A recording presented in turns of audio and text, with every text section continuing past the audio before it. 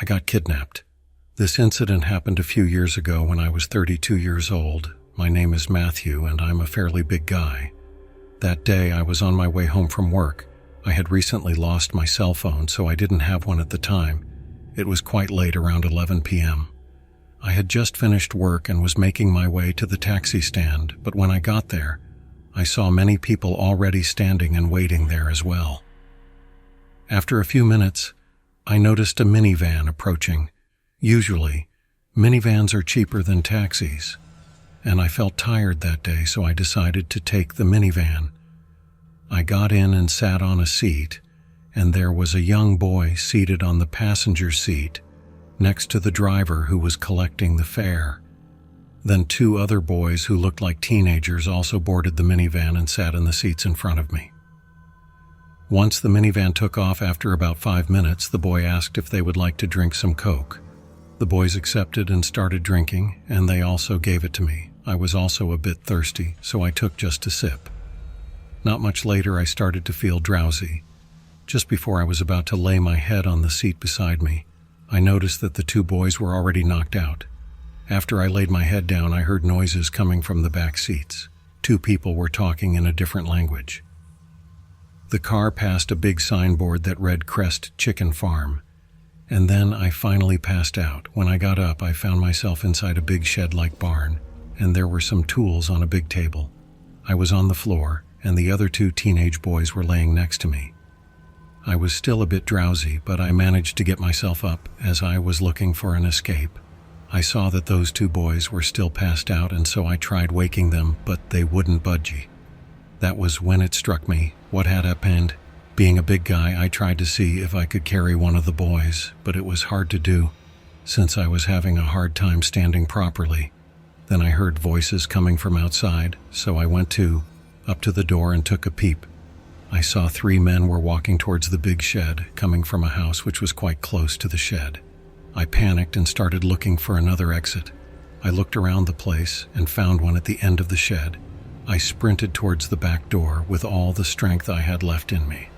I reached the door, but I knew I couldn't run in this state and would get caught. I looked around and saw an empty barrel. I got inside quickly before they could see me. A commotion started inside when they realized I wasn't in the room. I heard people shouting and yelling. The door slammed open and I heard footsteps.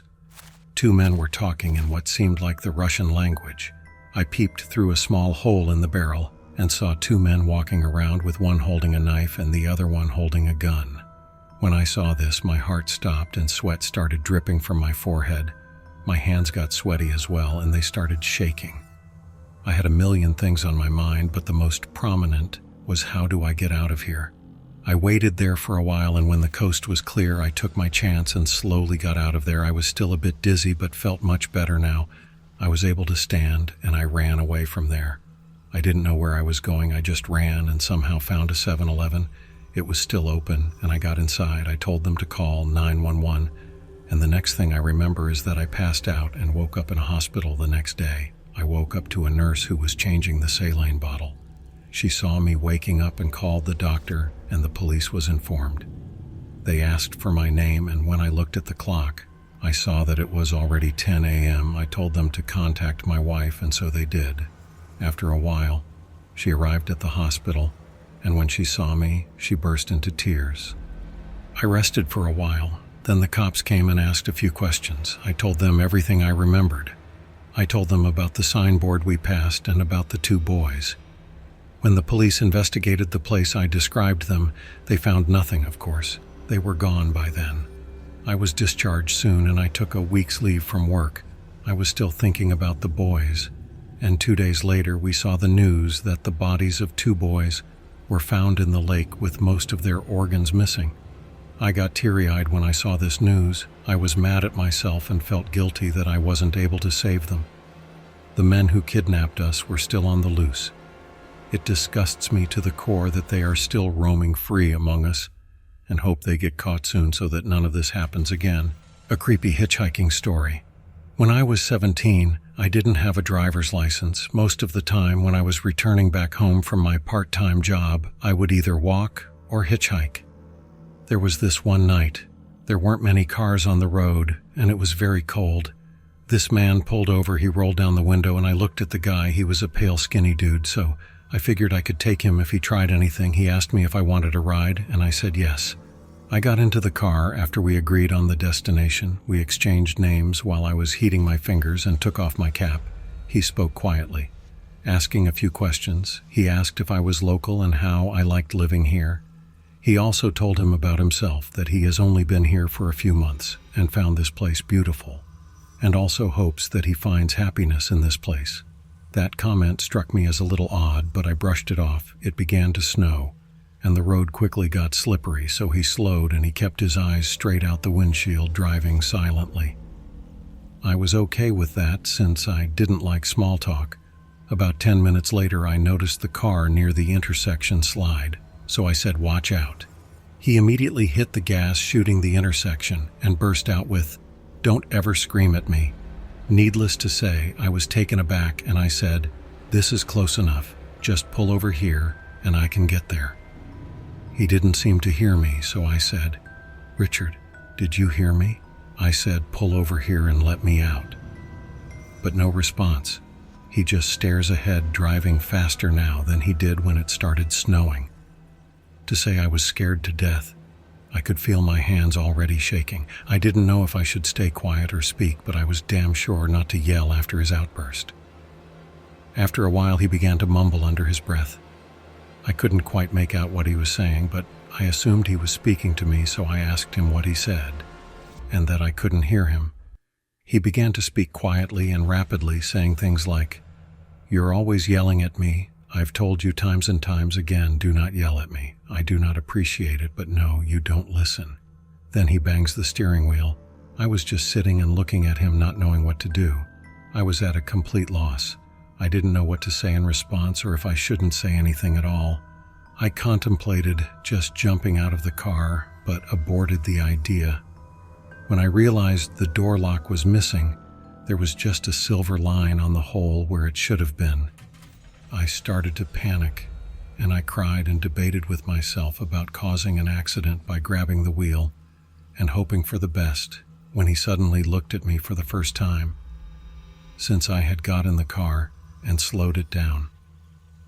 Pulling into a gas station, I waited to see if he unlocks the door, not wanting to say anything to set him off again. After a minute two, he quietly said, "I think I better let out of here," and hit the button for the door locks, and he opened the door. I didn't hesitate, and as soon as he opened it, I jumped out of the car and started running towards the gas station. Then he called my name. I stopped and looked back. He looked sad. He said sorry and apologized if he had frightened me and that he never would have harmed me. And then he asked if I would be able to get home. Okay, I slowly walked back to him and said that I would, and closed the door. He began to pull out of the gas station, but stopped suddenly. The car just stood there for a couple of moments. I glanced at him and he was rummaging through the passenger seat. I froze, wondering what the hell was up. I was about to run back to the gas station, but he opened his window and yelled at me, waving something in his hand. My cap that I left on his seat, I slowly approached the side of his car, and he handed it to me, apologizing again.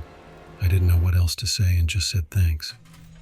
I watched as he drove off, making sure he was out of sight before moving on so he wouldn't know which direction I was heading. I went and put my cap back on, and a piece of paper fell off from it with a $100 bill. The paper said, "I'm sorry, please take a cab, and don't hitchhike anymore tonight." I didn't, and in fact, it was that last time I ever hitchhiked in my life. I would never ever do that again, not after this experience. Me and my brother almost got murdered. This incident happened when I was 13 years old. I was going on a family road trip with my parents and siblings. My brother was 16 at the time, and my sister was 21. We rented a cottage in a small village.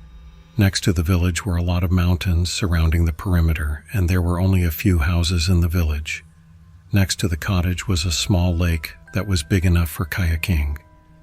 And to the right of the lake, there was a small shed.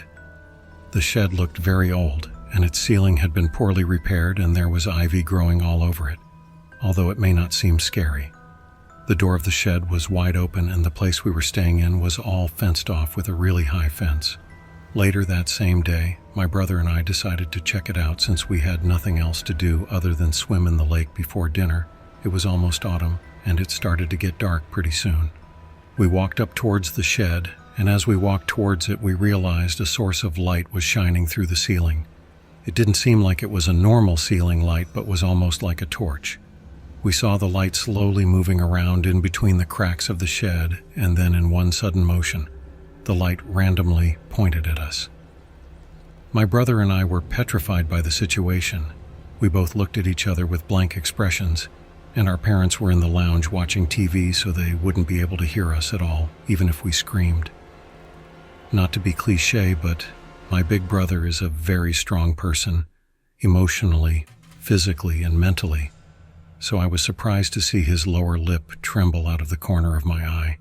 I thought he was going to protect me by telling me what to do, but instead he just stood there frozen in fear, with a petrified face as the bright light blinded us through the gaps between the walls of the shed for what felt like an eternity. Suddenly the light switched off, and a small sense of relief hit me as the light turned off, but I was still scared for my life because the light was shining on our faces for so long. Our eyes were not used to the dark. When we tried to escape by running in the opposite direction towards the cottage, we couldn't see where we were going then. As if the situation couldn't get any worse, we heard a loud shuffling sound coming from inside the shed as we ran silently towards the cottage. The sound was getting louder and louder, and soon after I could just make out a hollow voice coming from behind us. I hesitantly looked behind, and to my horror, I saw a middle-aged man standing next to the shed with a flashlight in his hand, and on the other he was holding something that looked like a knife which was covered in blood. His hair was greasy, as if he had never showered once in his life. His beard was tangled and disgusting, and with a faint voice he said, "Come here, child. I have many toys in here," he said with a creepy smile and eyes wide open without blinking. He then started to sprint towards us. I screamed, and my brother grabbed my hand and we ran for our dear life. We ran as fast as we could. As we were about to reach the cottage, the man caught up with us and grabbed my leg.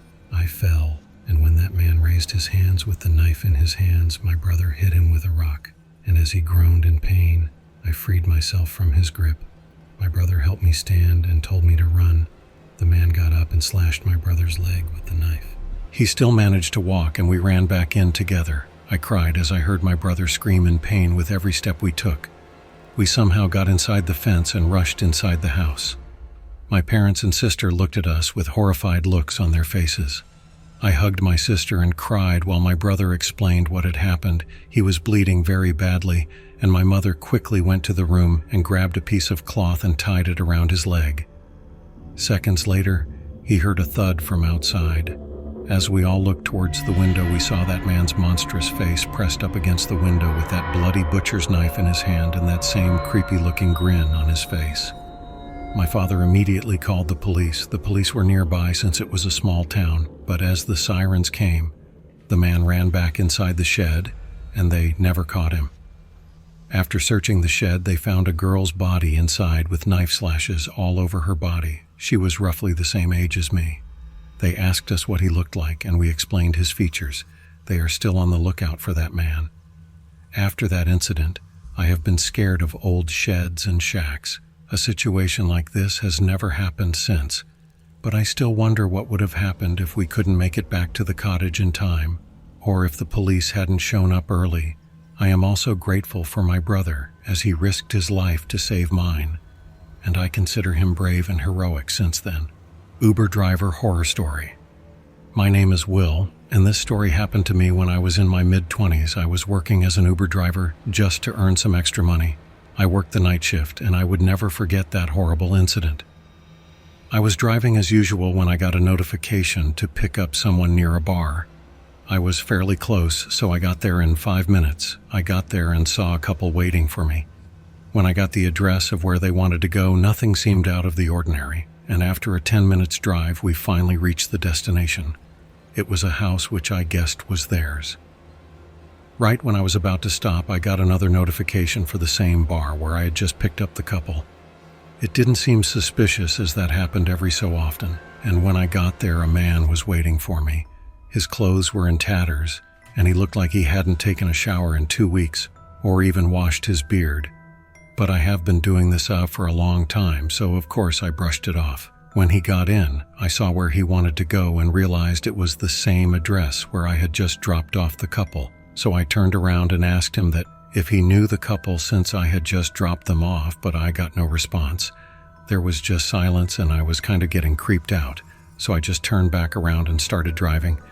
Then I got another notification that someone else wanted an Uber, which was a relief since I didn't want to be in the car with this creep alone.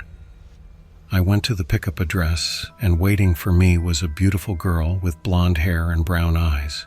Usually, I have people sit in the back of the car, but because of that man, I didn't want her to feel uncomfortable, so I let her sit in the front seat next to me.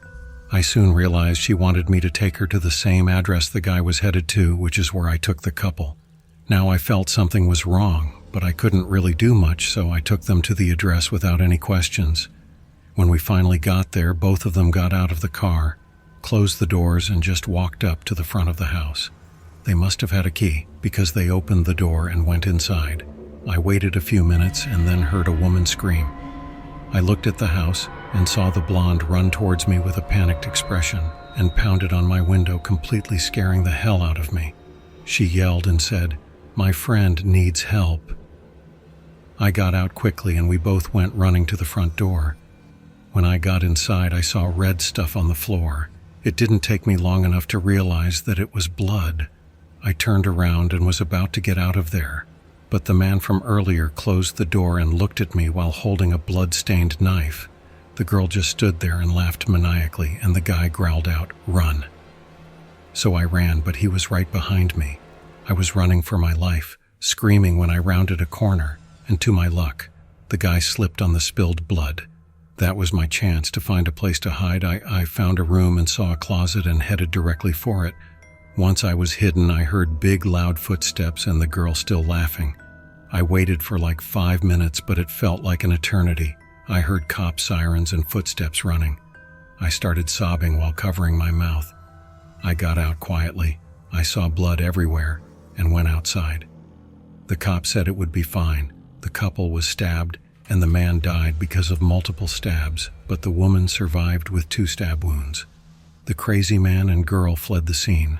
Thankfully, a passerby heard the scream and called the cops right on time. After this incident, I quit my job as an Uber driver and found another job for the extra money. Creep Crematory Story. My name is Ellie, and this happened to me and my friend Josh. We have been friends since 15 years now. We grew up in the same neighborhood. We both applied for our first job at a local mall, but unfortunately the mall wasn't very busy and there were barely any customers, so we quit there due to low sales. I suggested that we should look for jobs in the newspaper just like the old days, so we did and found a night shift job at a crematorium. We joked about how no one would take a job like this because it was quote-unquote scary, especially at night. So I said, "Let's try it, dude. We're scarier than those ghosts," as we laughed. The next day, we went into the crematorium, and surprisingly, it was very neat and didn't really look like a crematory at all. It actually looked very fancy and beautiful inside. Every place in the crematorium was epic, even the restrooms. I looked at Josh and said, "We're going to be the best workers here," and he nodded with a smile and giggle. We knew this place wasn't that bad and were excited to work because we had unlimited food and drinks, and there was Wi-Fi and TV too. All we had to do was burn bodies and transfer them into cremation jars, and that's it. We have been enjoying this job for nearly 2 months now, and nothing really spooky happened until one day. It was around 9 p.m., and we were taking a little break. We had 3 bodies left to feed on flames. I was drinking orange soft drink at that time, and I was staring blankly at the 3rd box where the corpse was in. I was just looking at it and daydreaming about random things while Josh was texting his mom and watching TV with his back to me. After a few minutes, we decided to get back to work. We carried the boxes carefully to show respect to the dead. We were very careful with everything. We didn't really pray for them before cremating them because we didn't know what religion they practiced. I felt like I was hallucinating because I heard a whisper saying, "Pray for me," so I prayed. I sprinkled holy water 3 times, but then threw it away in shock because we didn't have any holy water. Josh then screamed in pain. I asked him what happened. Then he showed me his palm. It got cut by something and it was bleeding. We didn't know how he got that cut. We were both paralyzed in fear, as we didn't know what was happening. Our boss came in and gave us our bonus salary and brought us food, and he eventually left. We tried to forget about it for a while and tried to focus on playing some video games. However, it was kind of hard because Josh's hand was bleeding. By now it was 10:30 p.m. We would secretly take naps till 1 a.m., so we had to finish this task fast. When we got back there, I saw the second box opened. I closed it. Moments later, Josh asked me why I was whispering in his ear. I told him that I wasn't, and that I was too far from him to whisper in his ear.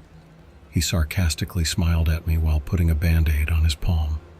It takes 1 to 3 hours for the body to turn to ashes. It was almost 1 a.m., and we haven't had a nap yet, so I was starting to feel a bit cranky. We just stared at each other for a minute, and we both felt a chill on our spine. I started arguing with Josh, as we still haven't finished burning, and I was already feeling a bit sleepy. I turned back and saw that the damn box was open again. I was annoyed and confused because I remember closing it. I opened the box in half and saw that the body was missing. I started hearing whispers, and so did Josh. He covered his ears and crouched down, and I watched him as he trembled in fear and started sobbing. Seeing him like this, I started to feel scared as well. I didn't know what was going on. I was just feeling a sense of fear. Josh screamed, and he ran towards the window and started escaping. I yelled at him, asking where he was going, and I was angry at him for leaving me here alone. I was on the verge of crying. I was so pissed I started to throw random things at him. I felt so betrayed and my heart rate went up. Josh screamed, "Come with me or they will kill us both. Let's get out of here." I jumped out of the window and he held my hand and we ran into a convenience store. He bought a water bottle and we sat inside. I was still mad at him and told him that the place will burn down. What was he thinking? I wanted to slap him. Then he said, "Let it burn down." I was shocked at his answer because he never spoke like this, and he was very empathetic. But this time he seemed heartless.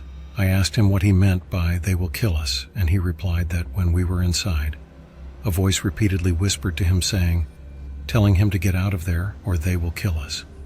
When I heard this, I got chills, but I believed him and gave him a hug, and we both cried. We quit that job after that, but surprisingly, when our boss arrived, he saw nothing but cleanliness.